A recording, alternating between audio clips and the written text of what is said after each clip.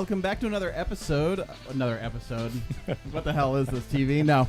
Welcome back to, what are we? ToKnight ToKnight? ToKnight ToKnight, I guess. Yes, ToKnight ToKnight. Here talking about UCF sports. And, sorry, we're just trying to get everything set up and back up and running for this week's episode. Let me know if you have any problems hearing us, and we can hopefully get it fixed. Here with Matt by my side again this week. How's it going, Rick? It's going. How is let's just start off. So we had the our first game of the season this past weekend. Yep. And I really don't have many complaints about it. We look pretty good, I think. There's a few things I would say we need to be a little bit concerned about. I said I didn't have many complaints. I didn't say I had no complaints. Okay, fair enough. Fair enough. I would probably agree with that then. Overall, we ran the ball well, obviously. I thought passing was actually a very prominent part of our game. Obviously not as big as running, but we did very well in that stage. Defense, where we thought there would be some question marks. Yes. There's definitely some question marks. There's definitely some question marks still. My biggest concern actually had nothing. It has to do with the defense. Well, I have concerns with the defense, but it felt like our pass protection was breaking down fairly quickly. I would say that's probably our largest concern. Right. And unfortunately, that's not good on offense when we're actually trying to throw the ball this year. No. Not good at all. Let's just go. We can go over some of the numbers to start off with. Right. If you guys do want to join in, I guess I should tell you what the number is. And guess what? I don't have it memorized yet. I know it's a 407-800 something, and I can't remember what the rest of it is. So, well, while you find that, you can also contact us on Twitter. I'm at UCFMAT, UCFMatt, and Rick is at FatGuyFix, FAT_guy_fix. Helps if you look up the right number. And okay, the number to call in is 321-800-8923. We'd be happy to take any calls or questions along the way. But okay, let's go ahead and start off with some numbers here. First off, we got to start with the QB position because, he's the stud of the group. So Blake Bortles, 13 for 16. So only 16 attempted passes, 13 completed. I think he had like a 183 or 153 passer rating, which not higher. Was it higher than that? What was his passer rating? 218.8. Oh, wow. It was. I don't know where I heard 153 from. I don't know. Either way, that's a good. Tyler Gabbert had 176.9. He only threw 3 balls, and one of them was complete, but that was for a touchdown. So, he threw for Blake threw for 168 yards, averaged 10.5 yards per reception. Had. I think the biggest telling thing about that is not that he just got 3 touchdowns and only 1 interception, which we will obviously touch on. But he had a completion rate of 31 or 81.3%. That's huge. Phenomenal for a UCF quarterback to have that. No offense.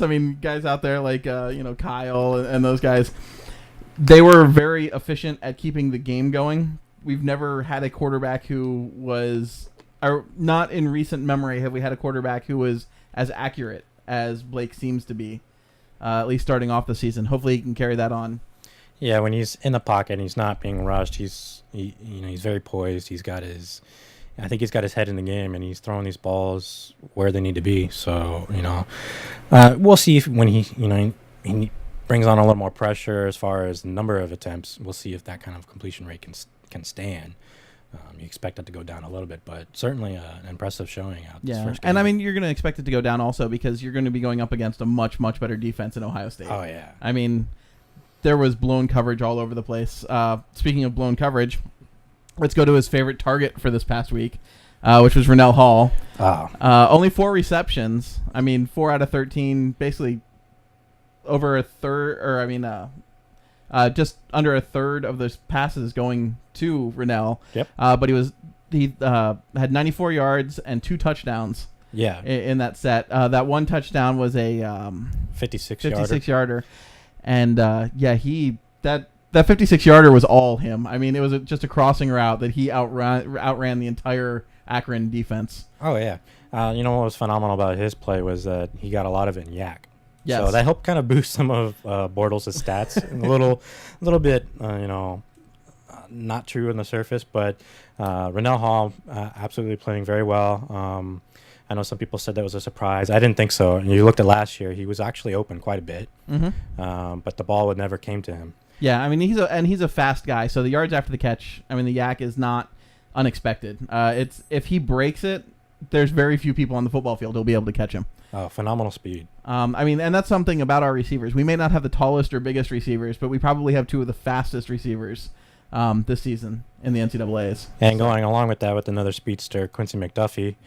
Great to see him get in there and get a few catches, especially in pivotal plays where these are long. He caught one for 41 yards. He had 3 receptions. Outside of the 41, his other receptions weren't very deep or anything like that. I mean, he only had 47 total yards, but it was nice to see him go up and get that play and get that ball down. Great play. Bortles put it in a perfect place, but it's always good to see a receiver go up there, especially a guy of his height. Yeah, go up there and get that ball. Exactly, and then you have to the Godfrey to Rocal pass was probably one of my favorite receptions the entire night. Godfrey threw it? Or not Godfrey. Bortles. No, it was Gabbert. It was Gabbert to Rocal. Gabbert threw that one? Gabbert threw that ball.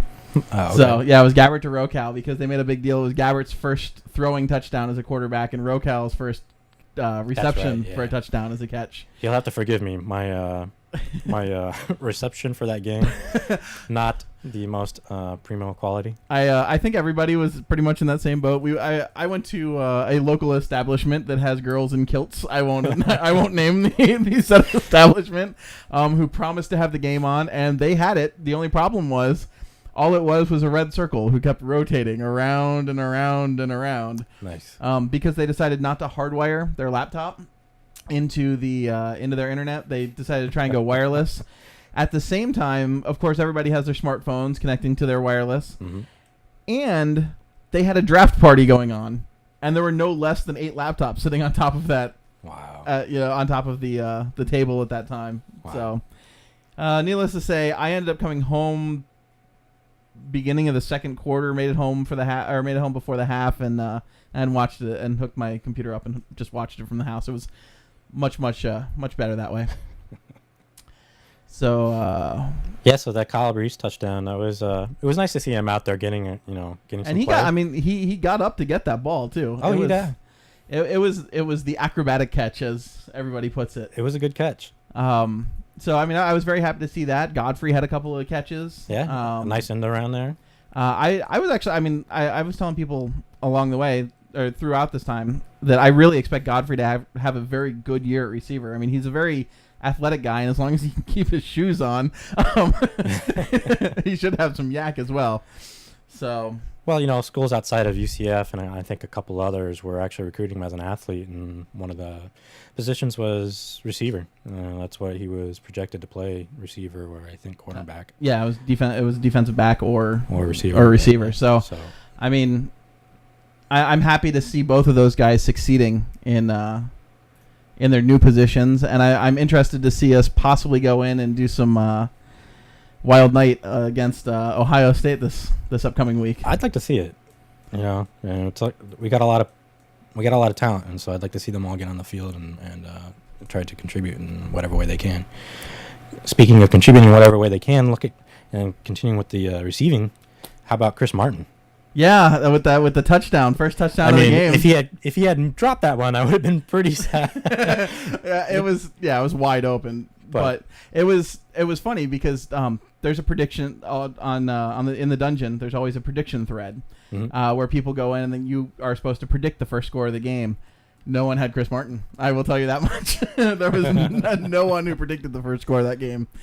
And I mean, if you take this game strictly on numbers, if just going stats, first downs, total yardage, basically first downs, we had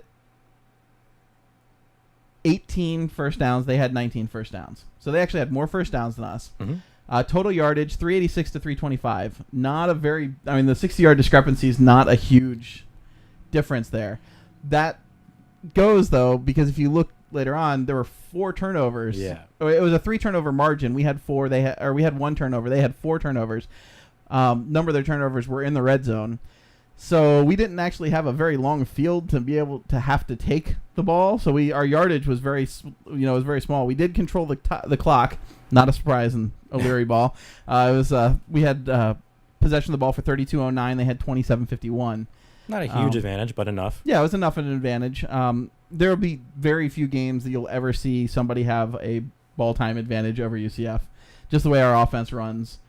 We're not fast. We're definitely not Oregon or any of the air raid offenses. We like to, and actually we had, if I remember correctly, I don't think I wrote this down, but there was almost an even split between carries and throws in this game. Really? I'm trying to find it. See if I can find it. I know It was really not a huge difference between the two. And for the life of me, I can't find it. But I'm seeing 46 attempts in rushing. Did we have that many? 46 attempts, 206 yards total. So okay, so there was 75-25 actually then about. Yeah, I know. I was listening to O'Leary's press conference today, and his goal is to run a 60-40 split. Mm-hmm. He loves to run. He'll pound it, and he's going to pound it in the Ohio State game. He's going to try that. So I'm interested to see since we got some bad news today in Tay Murray being officially out not officially out, but basically saying that he hasn't practiced all week. So there's very little chance that he'll actually play in the game. Not saying that Storm doesn't have the ability and Bryn doesn't have the ability, because they both have. Storm has the breakaway speed. Bryn can pound it up the middle. Their defensive linemen are just quite a bit bigger. Almost 100 pounds larger than the ones we were facing at Akron, almost. Yeah, it's going to be a lot more challenge, for sure. The other thing, if we wanted to move on to just talk a little bit about the Ohio State game, or at least the press conferences that they had today, or today and yesterday. Urban Meyer decided to call it a war, that this game's going to be a war. So he's not putting he's not talking down the game, which I guess it could be a good thing, could be a bad thing. They could be looking on to next week's their game next week, and he's just talking smack, or he's actually concerned about the game, which I'm sure hoping he's actually concerned about the game. It could go one way or the other. Maybe you're actually kind of hoping that maybe they're overlooking us a little bit, and maybe we catch them by surprise. Oh, I'd love for them to be overlooking us, but I just don't see that happening. No. Especially we're the only team, or it's the first time in, I think it was I can't remember what the name. I looked it up earlier, but basically it's the first time in quite a while that they're actually facing a school that is larger than them. Yep. In full population. Not many schools will do that again. There's only 2, Arizona State and UCF. Yeah. So because OSU is the number 3 largest school in the nation, where UCF is the second largest and ASU is the largest. Of course, that I believe OSU only counts their main campus. Yeah, I know that some of those numbers, the way they count them, are a little bit fidgety. I know ASU counts everybody, including online and every campus everywhere, and I'm pretty sure we do something similar. Yeah, we do. But I from what I was reading, the 58,698 number is actually main campus only. The 65,000 number is everybody else included. So it's a lot of students. It's a lot of kids. We shouldn't have to tell anybody out there that's going to UCF. They know. Oh, I know. And it's funny because when I first started, they were touting, I think it was, they had just broke the 30,000 mark when I was at my orientation. So now they're almost at 60,000. It's definitely gone up very quickly. But the nice thing about it is that they've been building the infrastructure to be able to handle it as well. Oh, yeah. So if you guys want to join in the conversation, give us a call, 321-800-8923. We'd be happy to take your call. And I wonder if I can get that up in a graphic. I'm not going to play with it right now, but I will see about getting that up in a graphic as well. So some numbers to look at as far as where we stand nationally. Mm-hmm. You're looking at UCF is 32nd overall in points against. First week, so you got to take this with a grain of salt, and of course the opponent you're going up against. But overall, you're looking at 32nd overall in points against, 10th overall in points for. We scored 56 points on only allowed 14. Rushing yards, we're 40th overall with 206 yards so far. Passing yards, 86 overall with 180. Expect those numbers to go up a little bit as far as I'm thinking passing is going to go up a little bit this week. I think you're probably right on that. We're going to have to pass the ball quite a bit more efficiently. And we're going to have to do that simply because to keep Ohio State out of the box. Yeah. If we don't want them to, because they got an impressive defensive line, and if we don't want them stacking people up in that box and taking away our run game, we're going to have to throw that ball a little bit and keep them honest. So look for Bortles to have, if we're all on point and the line can keep Ohio State's defensive line and linebackers off of him, and look for Bortles to have a pretty good day. Yes, absolutely. I mean, I if we can get our run game going right off the bat, we have good passing. We have our offensive line. Bortles needs to get rid of the ball faster. Our offensive line needs to get better pass protection. Yeah. Those are both things that O'Leary pointed out in his press conference a couple days ago. And I mean, I don't really see any other way of. We have to run a perfect game for this to. We're definitely going to have to run at peak optimum potential. We're gonna have to play as well as we can. Mm-hmm. I don't think there's any sugarcoating that. No. The talent level at Ohio State, he's still working with a lot of Tressel's kids. He's brought in a few very, very talented players. But there's no question that Ohio State's obviously been able to recruit at a higher level than UCF has in the last few years. But that's certainly not to count out our kids, because we've got a lot of players that are if they all can work together, if they can come out and get on the ball and get on fire, they'll definitely give Ohio State a run for their money. Oh, look, I think I was able to get the number up there. Nice. That's awesome. So if you guys want to give us a call, the number is 321-800-8923. But yeah, no, he's brought in some players. They've got a couple of kids that he's brought in from the state of Florida. Mm-hmm.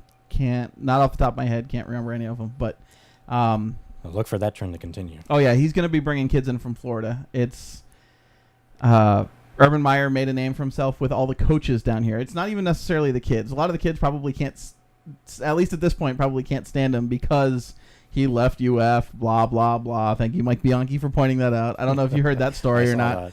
But Bianchi called out Urban Meyer. Yeah, why am I...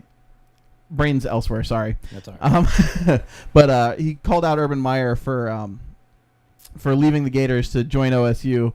And Urban Meyer shot back that, like normal, his facts were incorrect, or that his sources were incorrect, that he did not leave He's not Florida. surprised. Yeah, so he wasn't surprised that his sources were incorrect. I was like, really? Take the shot at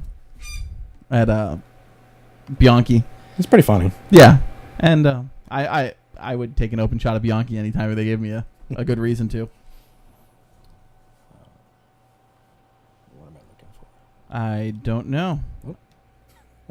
Let's see. I was just I'm trying to think if there are any. Oh yeah, we have to do our score recap. Our score recap from last week. Do you have that over there somewhere? I don't know where it ended up. I don't have it. I remember it was 41. I had 41-3, and you had 44 to 13. Which yours was yours was closer by a smidge. A little bit. So that was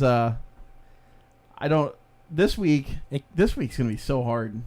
to predict? I've been thinking about this for like the last 3-4 days, and I just don't know. We'll get to that at the end of the show. That'll be the last thing that we'll go ahead and talk over. Let's see. I was just looking through some of the messages that I may have gotten on Twitter and whatnot. So we should have Drew joining us, Andrew G from the OT with Andrew G on WMXY, something like that, out in Sarasota. Yeah. He just recently got his own show after doing some co-hosting with one of the other folks. I believe that's a fairly new radio station out there too. Fairly new talk radio or sports radio. I want to say it's WTMY. WTMY sounds right. So we will have him joining us here in just a bit. So looking at some of the interesting game notes from Ohio State's actually game notes. Ohio State's playing its 123rd season of football. And 100th in the Big Ten. And 100th in the Big Ten. That's why they're wearing the special 100 on their helmets. Is on their helmets or their uniforms. But the UCS only playing its 34th. So a little bit of a discrepancy there. A little bit of an advantage maybe.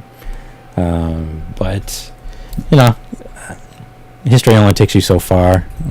What we got going on right now, I think, is pretty comparable to what Ohio State's got, as far as where we were last year, or what kind of potential we have for this year. So, yeah, the 100 years in the Big Ten did throw me for a little bit of a loop.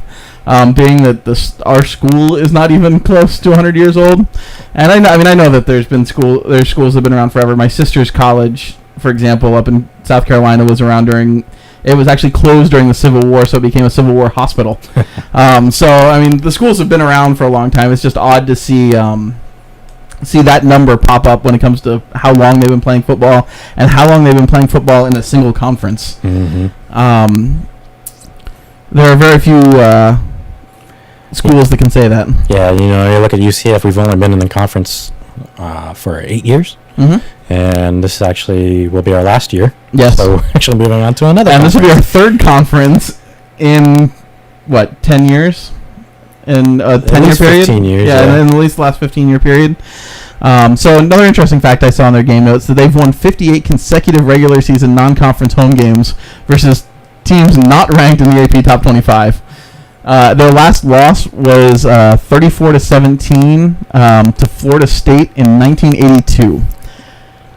I was just over 2 years, or just over a year old when they played that game. I wasn't even alive. So, October 2nd, 1982. Yeah, so think about that. Since 1982, they haven't lost to an unranked opponent at home. Right. So, that's just a ridiculous number. A date to me, to be able to say that you haven't... it's not that they haven't lost during that time. It's just the opponents haven't been ranked. So, you could put Florida... Well, they've lost to ranked teams probably at home, but... Yeah, no unranked. Outside of the top 25. Right. Something else I kind of found interesting in their game notes is they proudly announced that they will have a Buckeye in the broadcast booth for this game, with Joey Galloway is going to be doing color commentary. Yeah, that should be interesting. So much for ESPN being one side, or neutral. Yeah. But I understand that they want somebody who has an insight to the program. But still, it's not that we have anyone doing color commentary. They couldn't stick a UCF guy next to him. Yeah.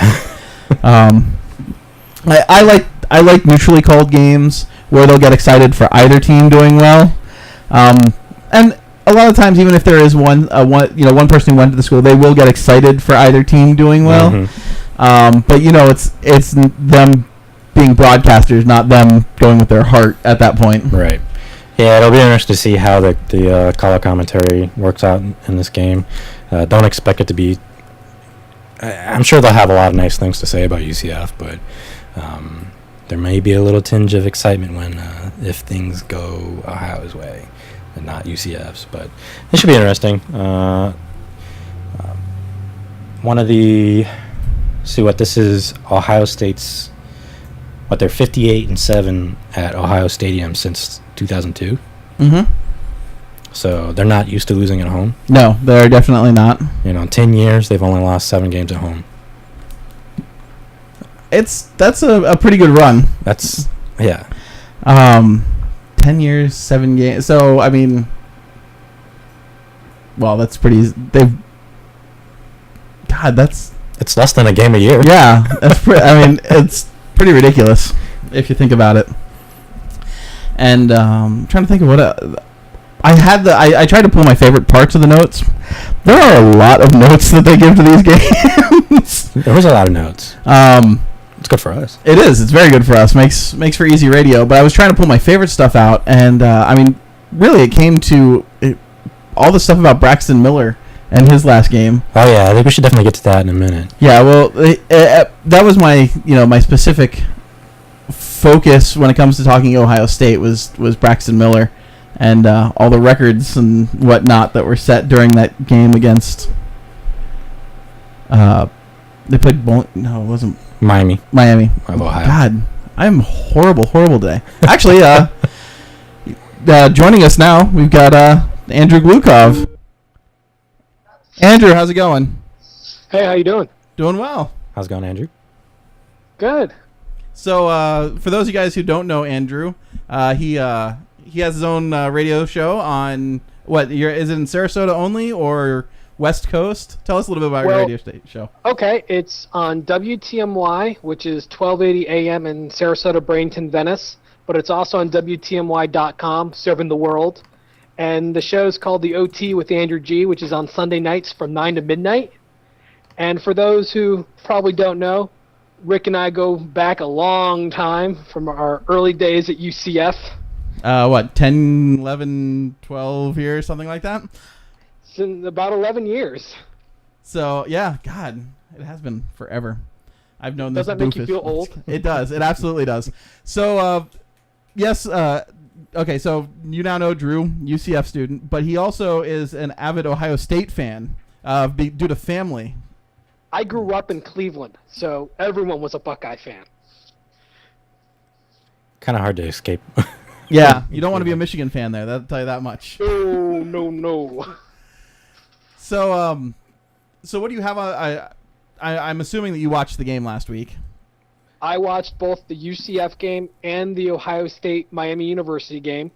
And it really was a tale of two teams, and like the first Ohio State team and then the second Ohio State team. The first group that came out kind of seemed very lackluster.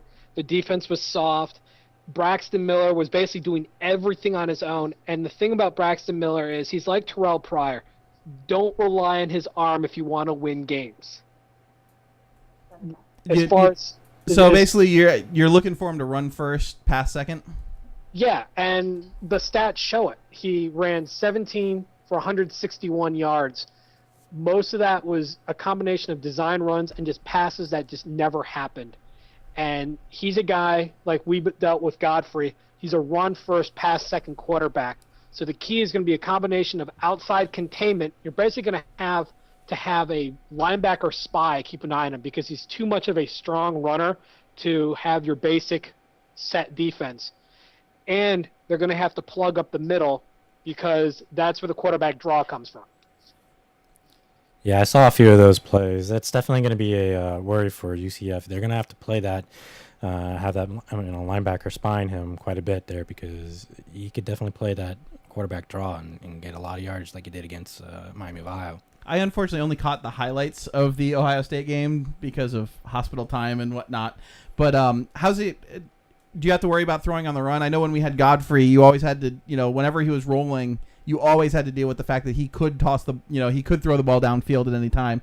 But there's a lot of those running quarterbacks that basically, can't throw on the run. They have to come to a full stop before passing. His arm is decent on the run. He's kind of a panic quarterback, kind of like how Michael Vick was in college, was better when he ran to throw the ball than he was set in the pocket.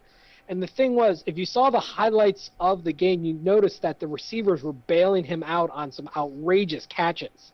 I think it's gonna be that's going to happen again. That touchdown pass, and then what was it, the second quarter? The one-handed grab over. That was absolutely ridiculous. Like, that was effortless. I've never seen a one-handed catch so effortless in my life. That was pretty gorgeous. I mean, he just reached up and grabbed that ball out of the air and came down with it. At first I thought it was overthrown, and next thing I know, the ball's not there anymore, and here he is holding it. Yeah, and the other thing is the team in whole distributes the ball rather well when it comes to both on the run and on the pass. Now the good thing is their starting running back Jordan Hall is still going to be out, and we won't have to worry about their primary rushing attack. He was out for the Miami game. He's going to be out again for the UCF game, thankfully, because he would really throw off the defense. What they're going to do is a lot of no huddle. They're going to try and tire Jose out because he's that plug up the middle that keeps that quarterback draw. Miami didn't have the size or the speed. We have both.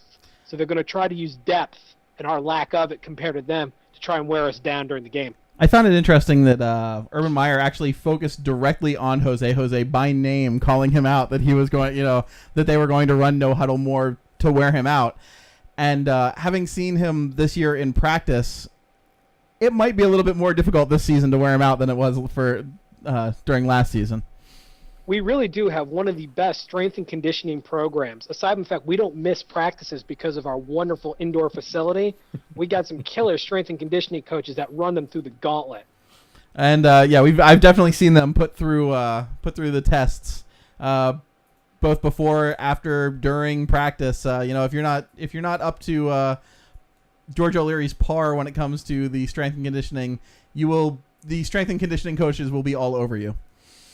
And you won't play because he didn't play all that much last year because he wasn't in enough shape.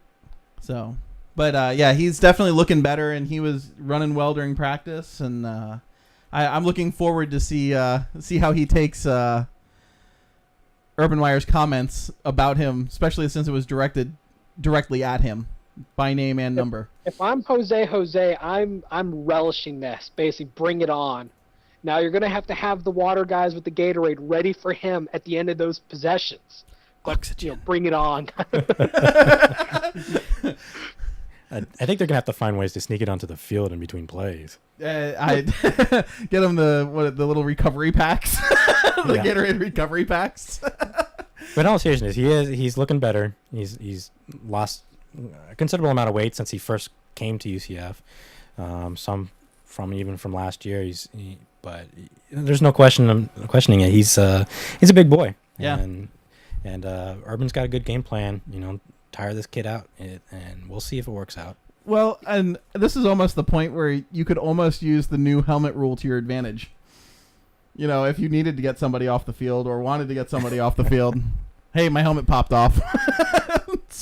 Not that I condone that or say that that's a good idea, but if the rule's there, why not use it to your advantage?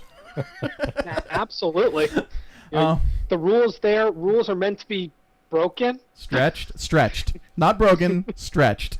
Now you can't pull it like who was it, Cal a couple years ago against Oregon, where the player almost a minute or like 30 seconds after the play ended fell down because of whatever, to stop the play. Like he almost got a signal to stop. Of course, the coaches said they never signaled for somebody to fall down. Yeah, and the fact that the refs allowed that was just ridiculous. They should have said, "Get up, you pansy, and move on," because that toy was staged.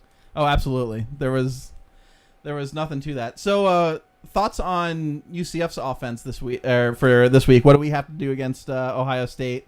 You kind of looked at the defensive side of things. What we have to do to slow down Braxton Miller and the rest of Ohio State. But what do we have to do on the offensive side of the ball? Well, the easy answer is don't have 3 and outs to give the defense time to maintain some wind and some energy. But how to do that is the bigger challenge. Doubtful that Latavius Murray makes the trip at all. It seems more and more doubtful that he's going to play. So it means it's going to be Storm Johnson and Brent Harvey's job to make sure that they're able to tack on yards. Like UCF, the weakness is in the pass defense. Miami would have had much better pass numbers if the receivers caught the ball. And they weren't bad passes, they were just bad drops. We have better receivers, better quarterback than Miami does. The pass defense of Ohio State was playing very soft. We can take advantage of that, use the pass almost to set up the run instead of the opposite of using the run to set up the pass. hopefully Storm Johnson's got some new shoes that won't slip and slide all over the place. He had a few that he could have broken open if he just maintained footing. It was the from what I was watching, what I did see, basically it looked like they were almost allergic to the ball. They dropped a whole lot of passes. I mean, their receivers were not good, and it may have been.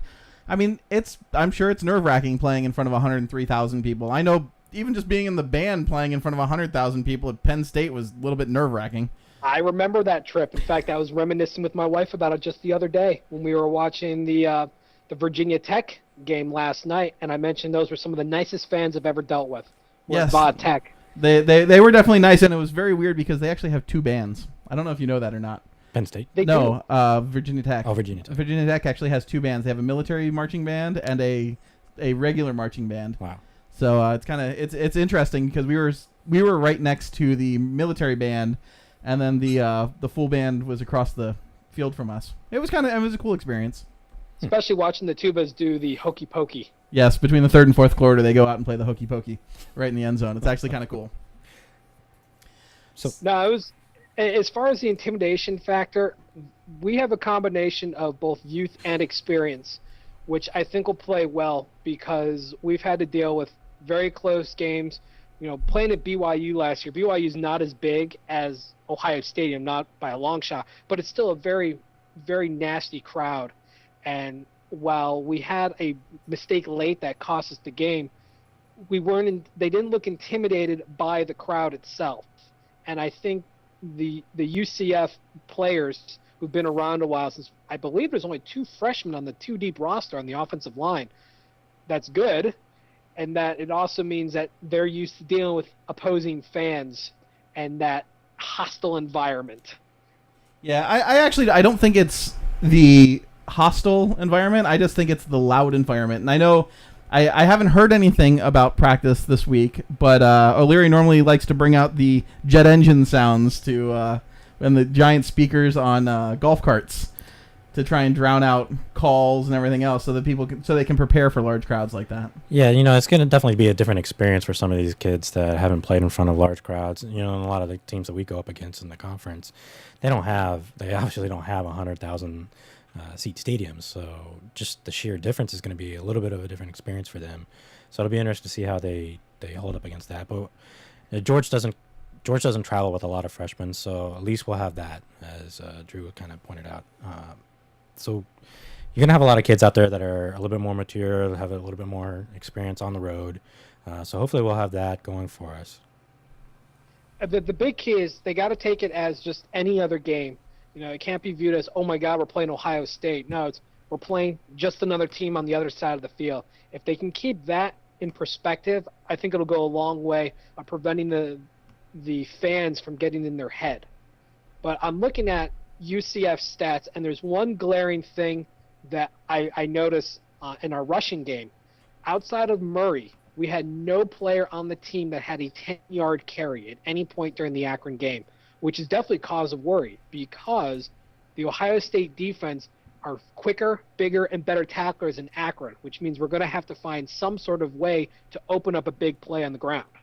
One thing I did notice, though, is a couple of those plays probably, for example, Storm had a couple of them where he just straight up lost his footing because there were more rubber marbles on that field than I think I've ever seen on any turf field in existence. Well, what do you expect? It's Akron. They used to play in the rubber bowl. They probably recycled it. Yeah, it was pretty. It was bad, and apparently there was the field actually had lumps in it from reports that I was reading from people that were down on the field.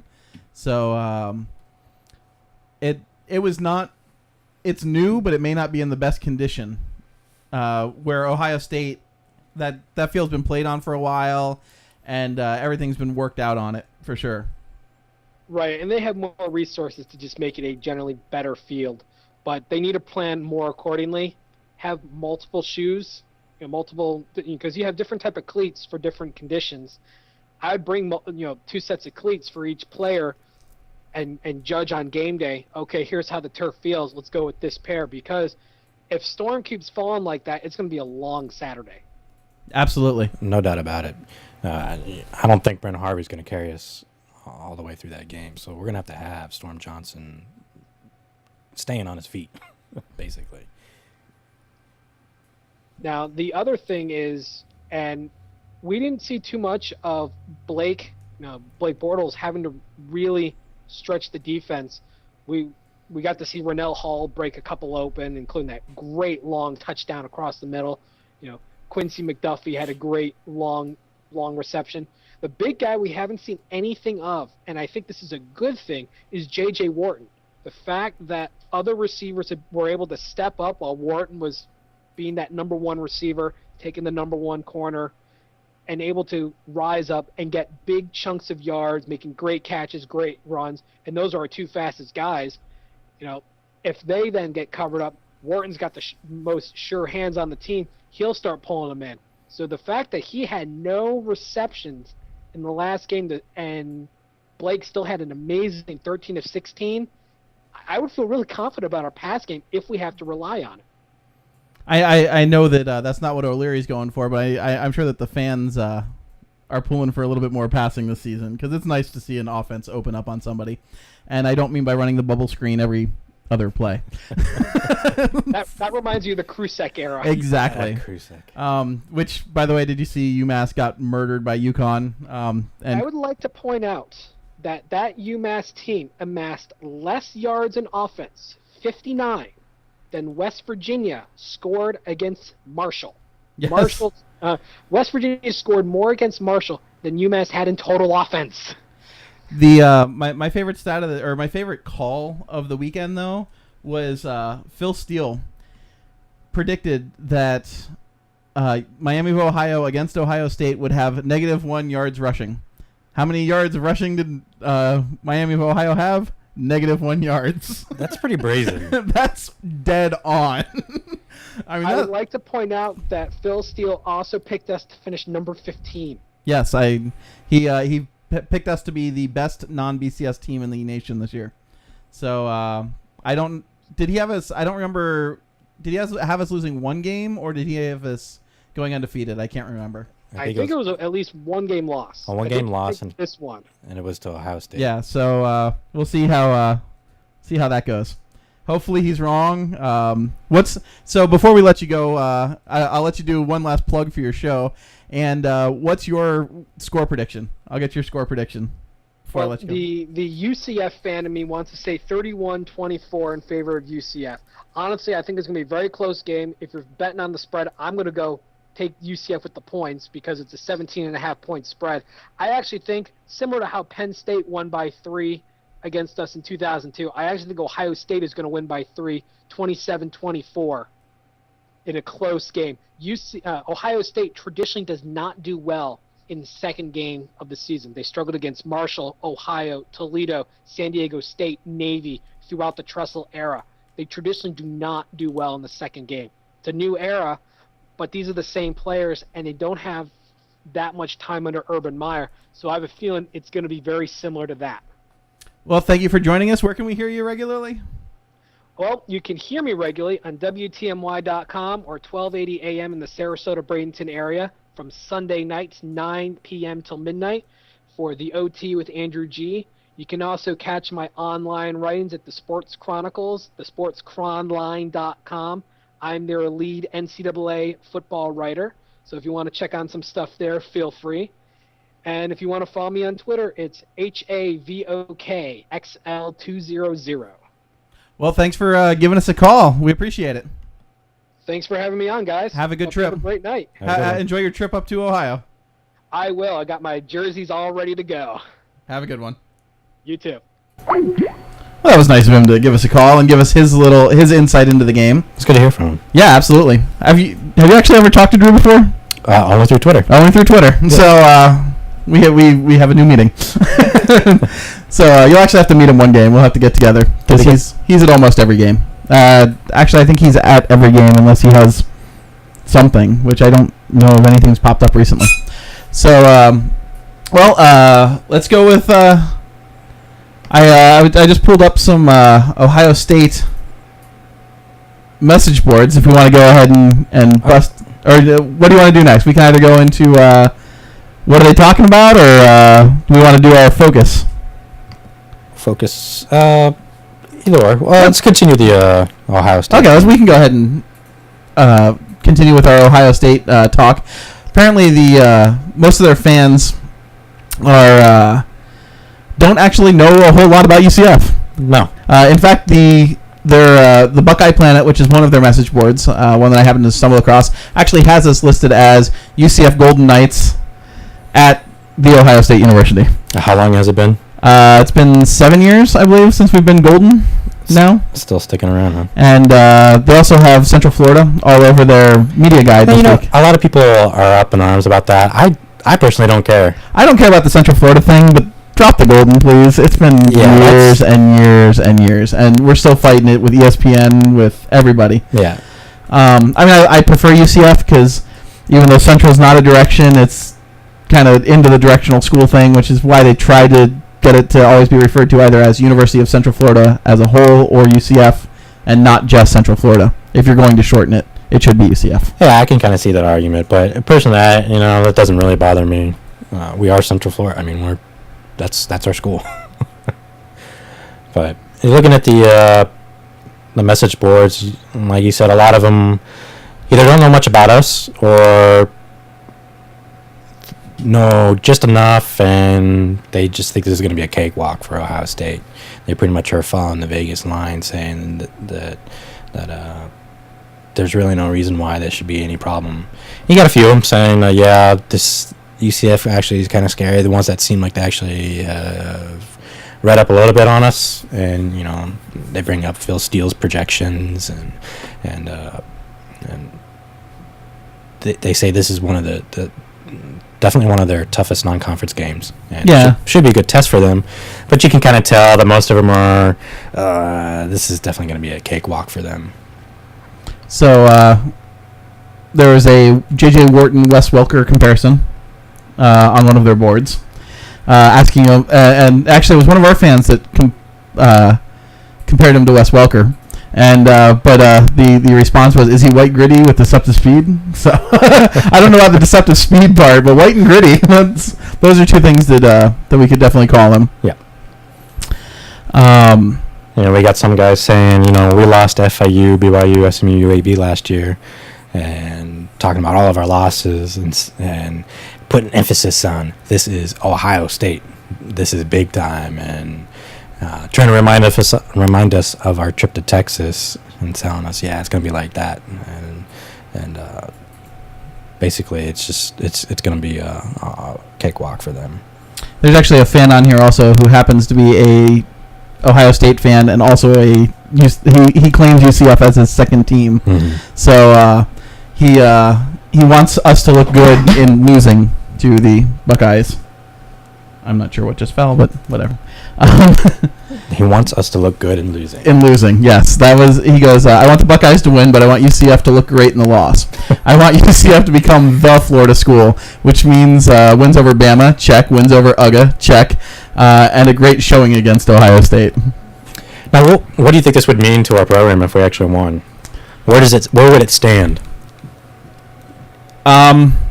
It would be a win against a ranked team from a BCS school, or from a BCS conference, which automatically puts it above the Bama win, because the Bama win, they were 3-8 that year. A lot of people like to talk about that win, and you beat Alabama, a lot of tradition. And you beat Bama, you beat them at their homecoming game, which was a big deal. That in itself is actually a fairly big deal. But. So it was pretty insane in that stadium. But they did go 3-8 that year, and I watched their coach resign on the board after losing to us. I thought that was great. The UGA, once again, they were 6-7 that year. Georgia, when we beat them, they weren't ranked. The thing to remember about that season, though, is that Georgia was putting up 30 points a game versus SEC teams. Oh yeah, absolutely. So to go in there and hold them to what we did. Well, and that was towards the end of the season. The beginning of the season, they stunk. They were horrible at the beginning, and then throughout the season, they got better and better and better. And they had players come back that were suspended. So, it was impressive. That win was definitely impressive. but the the star, or the one thing that everyone's going to put on this one is they're in the middle of a bowl ban, or they're in a bowl ban. Check one, against Ohio State, against UCF, and it's Urban Meyer's first year. Check two, Yeah. So there's some minuses towards their team, but they are a ranked Big Ten team. So I would put that top myself, over beating the other two, the two SEC schools in down years. So yeah, I definitely would say it definitely goes above beating Bama, and depending on how we do it and what kind of fashion we, if we end up coming on top, how we go about that, this could definitely be above the UGA game. And I think more importantly is if we actually win this game, it's an early game. Mm-hmm. How many big time early games do we win? Never. Never. We don't win big time early games, and it definitely gives us a whole lot of momentum going into the rest of the season. I mean, there's no reason that we should. We're receiving top 25 votes now in both polls. Right. They're not. We received 4 in the coaches poll, or no, in the AP. 4 in the AP, and I think it was still 5 or 7 or something. So I mean, we're low. We're low in the 2 polls, but it should boost us, if not into the top 25, at least give us right on the brink. Right. And then a win again. Then we'll have to be waiting, not to look past FIU, because we shouldn't look past FIU, as we've learned in the past. But looking onto the Mizzou game, if we win against FIU and Mizzou, there's no reason that we shouldn't be ranked, and there's really no reason that we shouldn't win out. Looking at, really, there were only two Conference USA teams that won this past week. I was going to say, you look at the rest of the league this week, it was pretty abysmal. Houston lost to Texas State. I watched that game. Oh my goodness! Houston's quarterback couldn't throw the ball to a receiver. And that's weird. David Pylan, when he played against us, he played really well. He could have been a starter, it seemed like. So, and their offensive coordinator has already resigned. That's pretty bad. Yeah, I mean, and he didn't resign. He was asked to leave. But he had 0 Division I experience coming into that school. It's a little unfair. So, and you lost a lot of good players in that team. You lost Case Keenum, who is probably one of the most accurate quarters that Houston has ever seen. At least. If not, he set 3 different NFL or NCAA records, passing yards. Of course, he had 8 years to do it. He had 6 years of eligibility, but whatever. I'm trying to think what else. So, I mean, Conference USA doesn't look strong this year unless something turns around. West Virginia destroyed Marshall. Texas State could have beat Houston by a lot. They could have put up 50 points easily. They put in their second string at the end of the third quarter. Really? Oh yeah. I didn't even see that. Oh yeah. They were not. And Houston was one of the teams picked to win the West. Yep. So it's Tulsa didn't. Tulsa played Oklahoma. Played decently against Oklahoma. They lost by 3 touchdowns, but Oklahoma's number 6? Yeah, 7? Oklahoma's up there. You can't fault them for a 3 touchdown loss against a top 10 team, being Tulsa. I mean, no, you don't expect much out of the Golden Hurricane from year to year. SMU lost to, who did SMU lose to? Let me pull it up. Complete brain fart. Tulane lost to Rutgers, a not so great Rutgers team, but unfortunately, as bad as it sounds, Tulane, you're just never going to expect a good showing out of. Marshall got destroyed by West Virginia. ECU barely. ECU looked okay. They beat them by a lot, but the first half of the ECU App State game, I was rooting for App State all the way. Yeah, it's kind of, and the same thing with the Marshall game.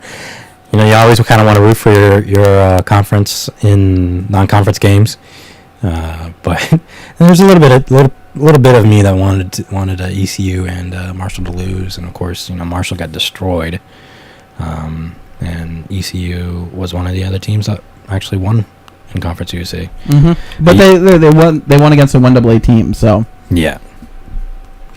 Not that we could really consider Akron anything more than just a little bit better than a 1AA team, especially being under a first-year coach with the program. Right. Terry Bowden's not a first-year coach by any means. Let's see. In the other games, UAB lost to Troy. Yes. Losing to the Sun Belt. Gotta love that. Tulsa played Iowa State, not Oklahoma. Oh, that's right. Who was it that played Oklahoma? UTEP. UTEP played them. That's who it was, because I didn't expect much out of UTEP. I actually expect something out of the game in the first quarter was actually... Yeah, it was close. It was 7-7. Yeah. But Oklahoma took off. It was 24-7, so they actually... It was... I mean, I didn't watch the game, so I don't know how close it really was to the end, but... But best new thing for college football this year, if you guys haven't checked it out on Watch ESPN, as much as I hate to promote ESPN because I'm not a fan of a lot of the stuff they do, their goal line station is awesome. Is it? I think it's actually available through Bright House on if you have the sports package. You can get it as part of your regular. Yeah, it is an extra. Comcast doesn't, or at least Comcast Orlando doesn't currently have it as a station, but you can watch it on Watch ESPN, and it's great to be able to watch all those games and not have to switch between stations. So it's kind of like the NFL's Red Zone. It's exactly like the NFL Red Zone, except for college football. It is a complete rip-off, and I don't think they took any... I don't know if they're going to get sued for it or whatever, but it was a great idea for them to do. Because I was able to watch... I was watching the UF game for a while. At least they were showing a lot of the UF game, because UF kept getting in the red zone, and then things would happen. Or they would get, that game against Bowling Green for UF was not the best football I've ever seen out of a team in Florida. No, it was not a pretty game for them. They got the W in the end, but they got some things that they got to work on. My wife's a Gator, and we watched that game, and I just kept telling her, I was like, I thought you guys were UF. What's going on here? So, speaking of UF, the only time as head coaches O'Leary and Urban Meyer met was when we got absolutely destroyed by the eventual national champions. Was it 51-0? I believe was the score of that 42-0. 42-0. I knew it was. I knew we got shut out. But they did go on to win the national championship that year, so you can't feel too bad about that loss. But it didn't feel good. No, I was on a cruise ship when we took that loss. So the time before that when we played, I was actually at the Swamp, and we actually beat them in the second half of the game. But they also had their third string in by that time, so it really wasn't. Yeah, I know there was a lot of hype going into that game. People thinking that we'd actually maybe pull off that upset, but they obviously didn't happen. Well, and they were legitimately good that season. They were good. So yeah. Some other scores around the league or around the conference. Memphis lost to UTM. Oh, that's right. They lost to Tennessee 1AA. Martin. Yes, 1AA school. Wow. Speaking about our upcoming conference brethren, what about the USF only beating the 1AA school by 3 touchdowns? It is what it is. I think USF, unfortunately, is actually going to be a pretty decent team this year. A lot of people picked them to win the Big East. Maybe they'll struggle in the first half of the season and actually win the Big East this year. Yeah. Being that they always come out so hot and end up losing, they'll go 3-8, or 3 whatever in the Big East. Skyrocket into the rankings. Yeah, they'll be number 2 in the rankings and then lose miserably for the rest of the season. And win 1 game in conference. That's why the only real ranking that matters is the one at the end of the season. Yeah. Yeah, because you don't know what these teams are going to do until it's all over. And that's one thing we can still say we have over USF is we actually have a final top 25 ranking. Yes, we do. We finished in the top 25. So, what we want to go ahead and do our focus? Sure. So this week's focus is going to be on our quarterback situation, which for the first time in a very, very long time we can actually say there is an answer, and there was an answer for who is going to be our starting quarterback. Blake Bortles out of Oviedo High School. It's really great to see a hometown kid stick, Yeah, UCF, stick with them and actually get a chance to play and get a name. He went to high school less than 10 miles from the school. It's really nice because we have had that before with Kyle Israel. Kyle Israel went to University High School, so he was right across the street. It's very nice to be able to say, though, that these quarterbacks are picking to stay at UCF. I think Stephen Moffitt also went to Winter Park. Winter Park, yeah. Right? So, we've had it. in the past, but we haven't had one where there wasn't really a question mark coming Yes, into we the season. knew exactly. We knew coming into it he was going to be the starting quarterback, and he's not even a question mark. I mean, you can look at the stats for this game. He hadn't started a game before before this season. He had come into a lot of games. He played a lot last year. Yeah, he played a lot, but he never started a game. Godfrey started every game last season. I almost forgot that. Yeah, because it seemed like he played so much that I felt like he had started some games. Well, you look at that Southern Miss game where he came in and brought us back to. I mean, yes, it was. He said it. He's relived it in his own mind a million times, missing the ball getting tipped and missing the open receiver. Yeah. But I mean, there's not much you can do about that game. We lost by 1. We went for it.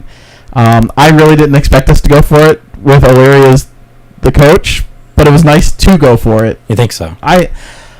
You can put second thought into that, but.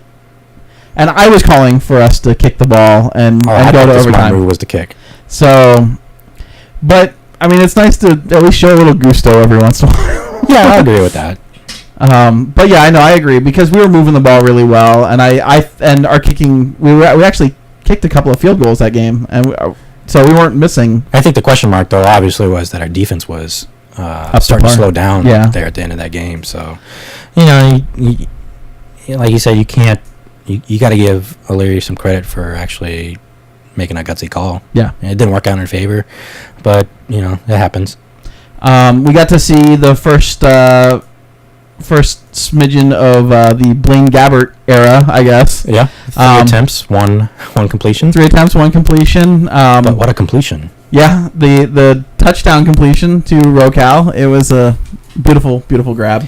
Yeah, I think one of the funny things is if you look at our quarterback passer ratings, both of our quarterback passer ratings were actually higher than Ohio State's Braxton Miller. He rated out at 158.3. He had actually really impressive numbers, I thought. 14 attempts for 24 yards. 24 attempts and 14 completions for 207 yards and with 2 touchdowns. So he played really well, but UCS quarterbacks both actually technically rated higher. A little unfair because Gabbert's 1 completion was a touchdown, so that kind of inflates that number a little bit. A little bit, and since he only had 3 completions. Yeah. But Braxton Miller had a great day. I mean, rushing-wise, he had 161 yards. Phenomenal. Yeah. Out of a quarterback. At least statistically speaking, it's... And it was his 4th 100-yard game that he's had in his career at Ohio State. And he took over last year mid-season. Mid-season. Right? Yeah. So he tied Cornelius Green. So it's not like he's been playing a lot. No, not at all. So to have 4 100-yard games already under your belt as a quarterback, that's a pretty big deal. You're definitely a dual-threat quarterback. And he had a 65-yard touchdown run on the first to open up the second half. Right. That's a pretty good guy. And he looks like a running back. He handles the ball well. He's a bigger guy. You definitely have to hit him. I did notice a few of his runs out in the open field. He held that ball out though. So I think if we can get close enough to him, if he does take off, our guys are good at getting swinging at the ball. Yeah. I know we do need to work on a little bit of our tackling. There was a lot of open arm tackles that O'Leary's not very pleased with. Yeah. There were a lot. We were trying to. It actually reminded me of the Coach K era where we would just run into guys and hope they went out of bounds or fell down. Oh man! It was. He finished. Braxton Miller finished with 368 yards of total offense against a not so good Miami team. Yeah. They were 3-8. They won 3 games last season, I believe. Yeah. But 368 yards in 3 quarters. He didn't play the 4th quarter. Yeah, he went out because he got cramps. Yes. So, he's fine. He won't. He's going to run against us. We just have to contain him. Our guys, our defense is much, much faster than Miami's defense was. Miami of Ohio, this is. We have to make sure that we clear that up because Miami's defense is probably team speed wise pretty close to ours, if not a little bit faster. Yeah. But Miami of Ohio, has a bunch of those Ohio guys, which tend to be big bruiser guys. You get a lot of good offensive linemen out of Ohio, but you don't get that team speed out of Ohio like you have out of the Florida teams. No. So. And actually, Urban Meyer called. Did you see that quote about him calling our defense kind of a Big Ten type style? Yeah, Big Ten. A lot of big guys. But we have a lot of big guys. Our big guys tend to be a little. I mean, they're pretty quick too. They're quick off the ball. Yeah. So we'll see how it ends up. You want to go ahead and wrap things up and do predictions? Get out of here. Or you got some other stuff you want to cover? No, I think that about covers it. I'm just trying to think of what's a realistic. The fan of me, like Drew was saying, the fan of me wants to say something, but the realistic part of me says maybe not. I don't know. What are you thinking? It's so hard. I mean, I really want us to go in and win this game, and the fan of me definitely wants to say that we're going to go in and win this game. And I think I'm going to. I think it's going to be a low-scoring game. I think we're going to win 20-21. 20-21. Yes. That's a close game. Very close game. Close all the way through? Close all the way through. Okay. I think we're going to see they might score right off the bat.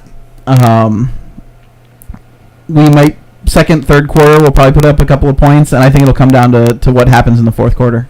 I'm going to go a little bit different. I'm going to say that based on both of our defensive coverages, our defensive back coverage in those two first opening games, that it's actually going to be a little higher than that. I'm thinking somewhere in the 30s, maybe 35, 31 in favor of Ohio, unfortunately.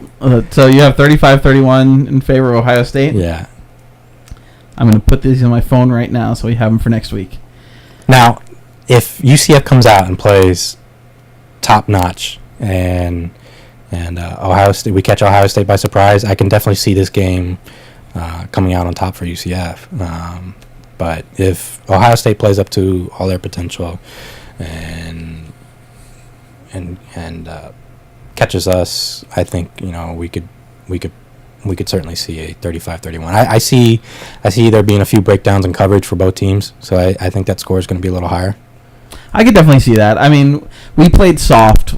We were playing soft against a not fast offense. Yeah. And so we're going to be playing probably 5-10 yards off the ball, unfortunately, in the backfield of our defense, unless we were playing soft to not show them anything. And one guy that's going to have to really pick up his game this week, because I have a feeling that Ohio State is going to pick him apart if he doesn't. I know exactly who you're talking about. Number 10? Yep. Jordan Ozerites. Yep, Ozerites.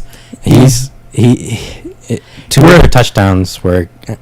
Both of them were against him. I take at least two deep balls. Two deep balls where I don't. One was a touchdown. Yeah, he.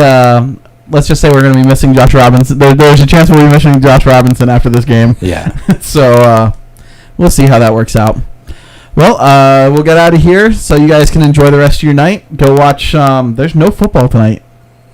No, there are no games. It's the first time since last Thursday that there are no games on tonight. NFL starts Thursday. NFL does start Thursday. Dallas and the Giants, right? Yep, and there's also a Thursday college game as well. That is, I just got my football pick'em, so I I know that it's in there. In case for whatever reason any of you have forgotten, UCF is playing Ohio State at noon Eastern Time on ESPN2. No need to stream this time, so you can catch it. You can catch it on your cable as long as you have ESPN. You'll be able to catch it in all its high definition glory. Let's see. I know they were talking about it earlier today. So we have a football pick'em that we do at work. A lot of people do it. We actually had a girl who won this week. Nice. Very rare that we have a female that wins. She also, it's 120 points possible on the pick'em. Mm-hmm. She got 119. She went 14-1 in games. Wow. I was very impressed. Oh, Pitt and Cincy are playing. Pitt Cincy, that's right. So we have what would have been a Big East playoff. Or Big East. Oh, no, Pitt's still in the Big East. Pitt lost, didn't they? Pitt lost to Youngstown State. Yeah, they lost to Youngstown State. Yeah. It was kind of funny watching all the Big East folks out meltdown. well, after tweeting, aha, the ACC, you got Pitt and Syracuse lost. And all that Well, stuff. and then the people coming in didn't exactly, with the exception of us, everybody else. Everyone coming into to the Big East lost except for us. Yes. So I mean, I'm happy that we won, but it doesn't look good for the rest of the Big East when everyone loses.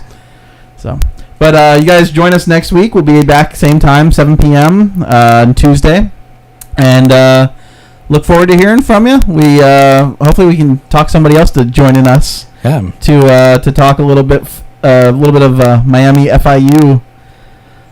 Give FIU some love for the next week. Yep. Tell your friends. Yes, tell your friends. Please tune in, and hope you enjoyed the show.